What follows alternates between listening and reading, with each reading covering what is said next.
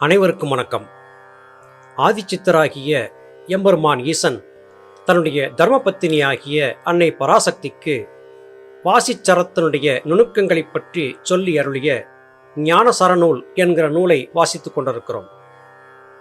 உங்கள் நாசியிலே இரு பக்கங்களிலும் ஒவ்வொரு குறிப்பிட்ட காலத்திற்கு காற்று ஏறி இறங்கியுமாக பயணித்துக் கொண்டிருக்கிறது. நாசி வழியே செல்லக்கூடிய காற்றின் ஓட்டத்திற்கு சர ஓட்டம் என்று பெயர். சரம் என்றால் சுழலுதல், அதாவது காற்றின் சுழற்சி என்று பெயர். அவ்வப்போது இந்த காற்றின் ஓட்டம் மாறியபடியாகவே இருக்கும். ஒவ்வொரு நாளுக்கும் ஏற்ப காற்றின் ஓட்டம் மாறுபடும். நாம் அமர்ந்திருக்கும் விதம், செய்கிற செயல், உண்கிற உணவு, இவற்றை கொண்டெல்லாம் கூட இந்த வாசிச்சர ஓட்டம் என்பது மாறிக்கொண்டே இருக்கும். அப்படி மாறிக்கொண்டிருக்கக்கூடிய சர ஓட்டத்திலே இப்போது என்ன சரம் ஓடிக்கொண்டிருக்கிறது என்பதை தெரிந்து கொள்ள வேண்டும். உங்கள் நாசியின் ஒரு பக்கமும் இரு பக்கமுமாக உங்களுடைய ஆட்காட்டி விரலை வைத்து மெதுவாக சுவாசம் செய்யுங்கள். எந்த நாசி துளையின் வழியாக காற்று அதிக வேகமாக சஞ்சரிக்கிறது, எந்த நாசி துளையின் வழியாக காற்று மெதுவாக சஞ்சரிக்கிறது என்பதை கண்டறியுங்கள். இப்படி பார்க்கும்போது சுவாச சஞ்சாரம் என்பது இடது நாசியிலா அல்லது வலது நாசியிலா என்பதை தெரிந்து கொள்ள முடியும். இதை தெரிந்து கொள்வதிலே தடுமாற்றம், சிரமம் ஏற்பட்டால் பக்குவப்பட்டவர்களோடு கலந்து பேசி இதை தெரிந்து கொள்ளலாம். அப்படி பார்க்கும்போது இடது பக்கமாக சுவாசத்தின் எண்ணிக்கை அல்லது சுவாசத்தின் அழுத்தம் என்பது அதிகமாக இருந்தால் என்ன செய்யலாம், வலது பக்கமாக சுவாசத்தின் அழுத்தம் அதிகமாக இருந்தால் என்ன செய்யலாம் என்பதை பற்றி சித்தர் பெருமக்கள் விளக்கம் சொல்லியிருக்கிறார்கள். இந்த விளக்கங்கள் எல்லாம் அன்னை பராசக்திக்கு எம்பெருமான் ஈசன் சொல்லியது என்று அறிய வருகிறது. இன்றைய பதிவிலே இடது அல்லது வலது நாசியிலே சுவாசம் ஓடிக்கொண்டிருந்தால் எதை செய்ய வேண்டும், எதை செய்யக்கூடாது என்பதை பற்றி எம்பெருமான் சொல்லக்கூடிய கருத்துக்களை பார்க்கலாம். கேட்கில் இடம் தூது ஆடை அணி பொன் பூணல் கிளறு மனம் அடிமை கொழல் கீழ்நீர் கிண்டல் வாழ்க்கை மனை எடுத்தல் குடிபுகுதல் விற்றல் மன்னவரை காணல் உண்மை மறுவல் சாந்தி வேட்கை தெய்வப்பதிட்டை சுரம் வெறுப்பு தீர்த்தல் வித்தை பெறல் தனம் புதைத்தல் மிகவும் ஈதல் நாட்கமல மலர் முகத்தாய் நரகம் தீர்த்தல் நன்றேயாம் இவையெல்லாம் நயந்து பாரே. இடது நாசி வழியாக சுவாசம் அழுத்தமாக சஞ்சரிக்கக்கூடிய அந்த நேரத்தை இடது சரம் நடக்கிறது என்று கொள்ள வேண்டும். இப்படி இடது சுவாசம் சரியாக நடந்து கொண்டிருக்கும் போது தூதாக வந்த காரியங்களை மற்றவருக்கு எடுத்துச் சொல்லலாம். ஆடை அணிகலன்களை அணிந்து கொள்ளலாம். புதிய ஆடைகள், புதிய நகைகளை இந்த இடகலை என்கிற இடது நாசி வழியே சுவாசம் சஞ்சரிக்கும் போது செய்யலாம். நல்ல மனம் மிகுந்த வாசனாதி திரவியங்களை சூடிக்கொள்ளலாம். கிணறு முதலிய நீர் ஆதாரங்களை உருவாக்குவதற்கான கிணறு வெட்டுதல், ஆழ்துளை கிணறு அமைத்தல், ஏரி குளங்களை வெட்டுதல் ஆகிய காரியங்களை செய்யத் தொடங்கலாம். ஒரு புதிதாக மனை வீடு கட்டுவதற்கு அஸ்திவாரம் செய்தல் என்கிற காரியத்திற்கும் இந்த சந்திரகளை இயங்கிக் கொண்டிருக்கும் போது நல்ல பயன் கிடைக்கும். புதிதாக கட்டிய வீட்டிலே மனையிலே குடிபுகும் போது சந்திரகளை ஓடுகிறதா என்பதை உறுதிப்படுத்தி சந்திரகளை ஓடும்போது அந்த வீட்டிற்குள்ளே காலெடுத்து வைத்தால் அந்த வீட்டிலே நிம்மதியான வாழ்க்கை என்பது உங்களுக்கு கிடைக்கும். இது சந்திரகலையினுடைய சஞ்சாரம் நடக்கக்கூடிய வேளையிலே முதலிலே குடிபுகுவதற்கான பொருட்களோடு உள்ளே கால் வைப்பதை குறிக்கிறது. தினசரியும் இது இந்த கணக்கிலே வராது. மன்னவரை சந்தித்தல், அதாவது உயர் பதவியில் இருக்கக்கூடியவர்களை, ஆட்சி அதிகாரத்தில் இருக்கக்கூடியவர்களை சந்திரகளை நடக்கும்போது சந்திக்க வேண்டும்.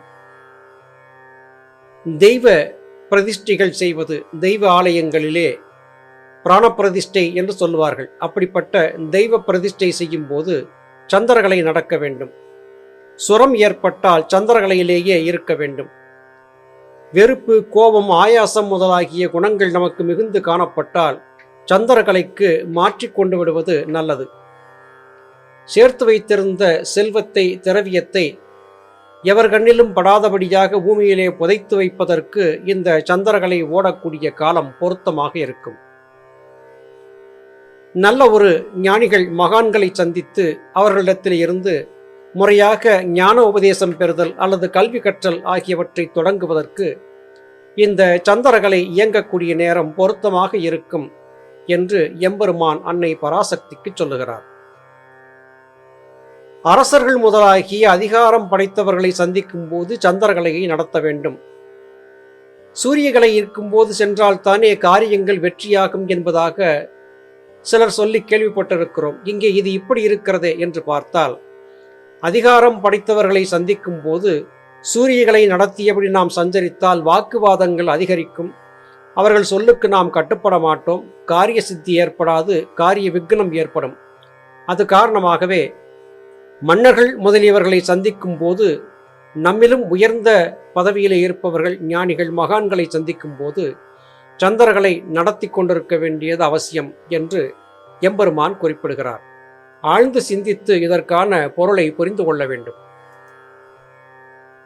பார்க்கில் வலம், உபதேசம், வித்தை, சேவை, படை ஓட்டல், பயிர் செட்டு, களவு, சூது, போர்க்கவனா, வழக்கு, கரி, பரி, தேர் ஊர்தல், பிறங்கும் எழுத்து இடுதல், சங்கீதம் பாடல், வார்த்தை, பகை, பக்கம், கோள், பசாசு தீர்த்தல், மந்திரம் சாதித்தல், மருந்துனில் உறங்கல், கோத்த புனலாடல், கொல்விடங்கள் தீர்த்தல், கொடும்பினி, தம்பன போகம் குறிக்கும் காலே.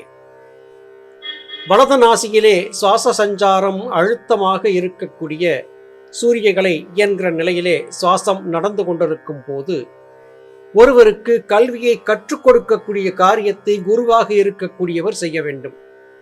கல்வியை கற்க வருபவர் சந்திரகலையிலே இருக்க வேண்டும். கல்வியை கற்றுக் கொடுப்பவர் சூரியகலையிலே இருக்க வேண்டும். அது மட்டுமல்லாது மற்றவர்களுக்கு சேவை செய்யக்கூடிய காலங்கள், நம்மிடம் இருப்பதை மற்றவருக்கு கொடுக்கும் காலத்திலே சூரியகலையிலே இருக்க வேண்டும். படை நடத்தி பகை முடிக்கும் காரியத்திலே, போர்க்களத்திலே சூரியகலையிலே இருக்க வேண்டும். பயிர் முதலாகிய தானியங்களை விளைவிப்பதற்கான விவசாய பணிகளை செய்யும் போது சூரியகலையிலே இருக்க வேண்டும். களவு, சூது ஆகியவற்றை கண்டுபிடிக்கக்கூடிய இடத்திற்கு செல்லும் போது சூரியகலையிலே இருக்க வேண்டும். அல்லது நீங்கள் திருடராக இருந்தால் திருடப் போகும்போது சூரியகலையிலே தான் இருக்க வேண்டும்.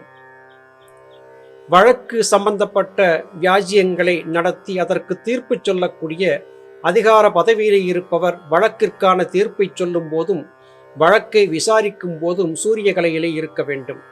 யானை, தேர், குதிரை ஏற்றம் ஆகியவற்றை செய்யும் போது சூரியகலையிலே இருக்க வேண்டும். பொதுவாக எழுத்துக்களை செய்தல், புதிய விடயங்களை எழுதும் போது சூரியகலையிலே இருக்க வேண்டும். நீங்கள் எழுத்தாளரா, கவிஞரா, புத்தகம் எழுதுபவரா? அப்படி என்றால் நீங்கள் எழுதும்போது சூரியகலையிலே இருக்க வேண்டும் என்று எம்பெருமான் இங்கே அறிவிக்கிறார். அது மட்டுமல்ல, நல்ல சங்கீதத்தை பாடும்போது சூரியகலையிலே இருந்து பாட வேண்டும் என்றும் குறிப்பிடுகிறார். அது மட்டுமல்ல, அக்கம் பக்கத்திலே இருப்பவர்களிடத்திலே இருந்து ஏதாவது விடயங்களை தெரிந்து கொள்ள விரும்பினால் அப்போது சூரியகலையிலே இருப்பது நல்லது. நீங்கள் மாந்திரிகம் கற்றவரா? யோகக்கலையிலே நல்ல நிலையிலே இருக்கிறீர்களா? நோயால் பாதிக்கப்பட்டவர் அல்லது பிசாசு பிடித்தவருக்கு நோய் நிவர்த்தி, நோய் நிவாரணத்தை செய்ய விரும்புகிறீர்களா? அப்பொழுது நீங்கள் சூரியகலையிலே தான் இருக்க வேண்டும் என்று எம்பெருமான் குறிப்பிடுகிறார். அது மட்டுமல்ல, புதிதாக மந்திர உச்சாடனம் செய்து புதிய மந்திரத்தை பாராயணம் செய்து மந்திர சித்திக்கான காரியத்தை நீங்கள் செய்வதாக இருந்தால் சூரியகலையிலே இருக்க வேண்டும். உங்களுக்கு நோய் ஏற்பட்டிருக்கிறதா? மருந்து உண்ணப் போகிறீர்களா? மருந்து உண்ணப் போகிறீர்கள் என்றால் நீங்கள் உண்ணக்கூடிய அந்த மருந்தை உண்டான பிறகு சூரியகலை உடலிலே நடக்கும்படியாக நீங்கள் படுத்து உறங்க வேண்டும். புனலாடுதல், அதாவது நீர்நிலைகளிலே, அருவிகள் போன்றவற்றிலே சென்று நீராட வேண்டும் என்று விரும்பினால் அப்பொழுது நீங்கள் சாதிக்க வேண்டியது சூரியகலை என்று குறிப்பிடுகிறார்.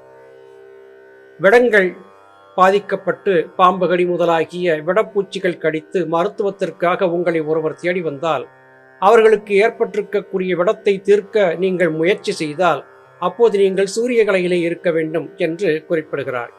பிணி, நோய் ஆகியவற்றை பற்றியெல்லாம் தீர்க்கக்கூடிய மருத்துவர் சூரியகலையிலே இருந்தபடியாகவே இவற்றை செய்ய வேண்டும். அது மட்டுமல்ல, ஆண் பெண் கலவையின் போது ஆண் என்பவர் சூரியகலையில் தான் இருக்க வேண்டும் என்று இத்துணை விளக்கங்களையும் எம்பெருமான் ஈசன் அன்னை உமாதேவிக்கு சொல்லுகிறார். அருமை சகோதர சகோதரிகளே, இந்த விளக்கங்களை எல்லாம் நம்முடைய முன்னோர்கள் நன்கு அறிந்திருந்தார்கள். அது காரணமாகவே யுகங்கள் கடந்தும் காலங்கள் கடந்தும் வாழும்படியான உயர்ந்த தத்துவங்கள் பொதிந்த நூல்களை எல்லாம் நம்முடைய முன்னோர்களால் உருவாக்க முடிந்தது. அது மட்டுமல்ல, தாங்கள் உருவாக்கிய தத்துவங்கள் நிலைத்திருக்கும்படியாக செய்து வைக்கவும் முடிந்தது.